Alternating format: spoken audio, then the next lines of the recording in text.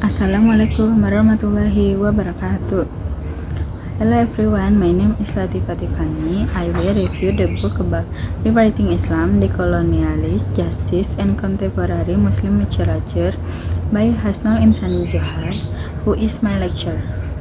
The book provides insight to deep knowledge about social problems that often occur and connect culture.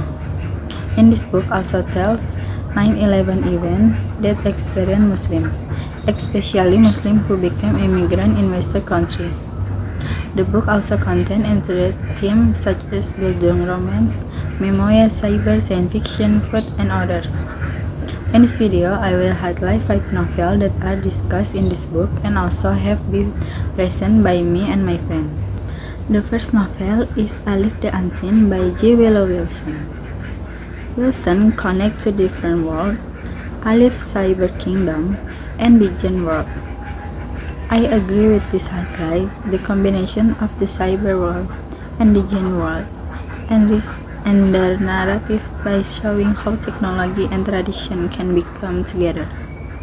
Alif symbolizes the resistance of individuals seeking identity amid social, political, and economic pressure. Operation by the Hand reflects how the global capitalist system not only creates economic inequality but also deepens cultural marginalization, especially of Western culture. The second novel is On in the Promised Land by Laila Halabi. In this vein, Halabi novel illuminates the irony of being a Muslimah American who is eager to weaken U.S. neo-imperialism but continues adore U.S. materialism through consuming its global product. I can understand why this happens so often. We live in a very global world where American product from big capitalist countries dominate the market. But even though we are trapped in this situation, it doesn't mean we can do anything about it.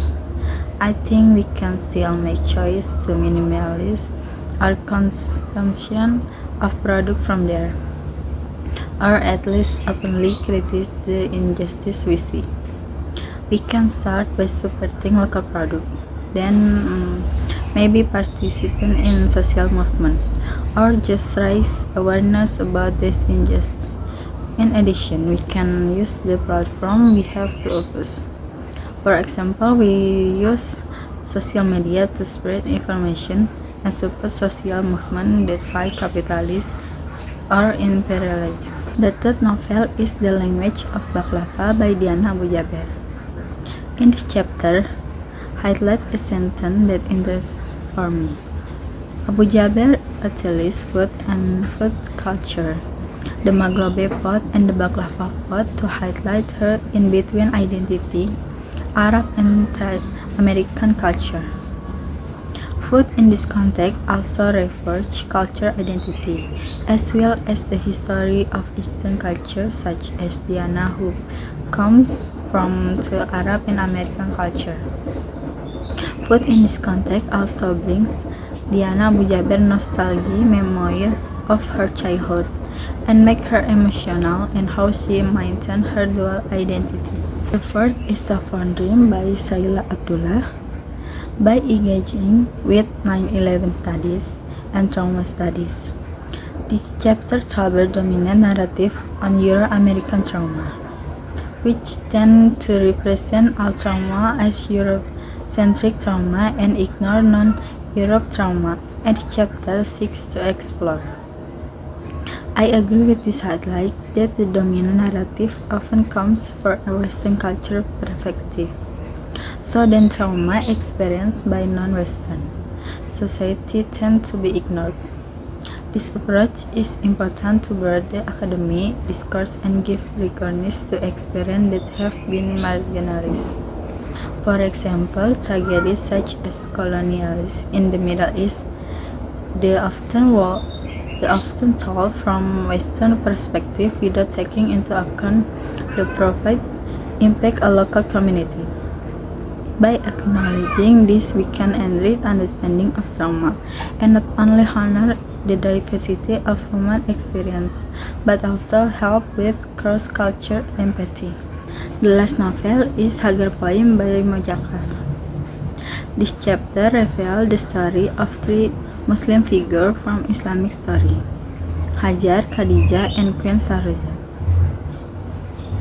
Hajar illuminates how both she and Sarah have brain and can build solidarity as marginalized women who have the power to claim their right on their children's custody and to question men's dominance in the household.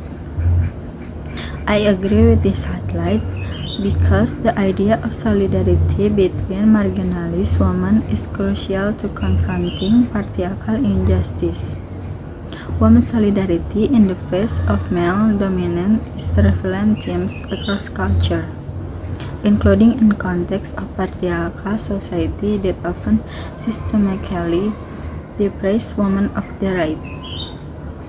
By recognizing this collective power, women can build networks of support and challenge oppressive structure, both in private spaces such as the household and in the public space. And this statement also encourages us to consider how collective power can be a powerful tool in creating more equal social change. In my opinion, the book Rewriting Islam can be a good example for women around the world to break the white supremacy that determines other life and culture, especially Muslim women. This book also very interesting to read and very worth to being bought by everyone to find out more about Islam through this perspective of Orientalism. That's all for my review. Wassalamualaikum warahmatullahi wabarakatuh.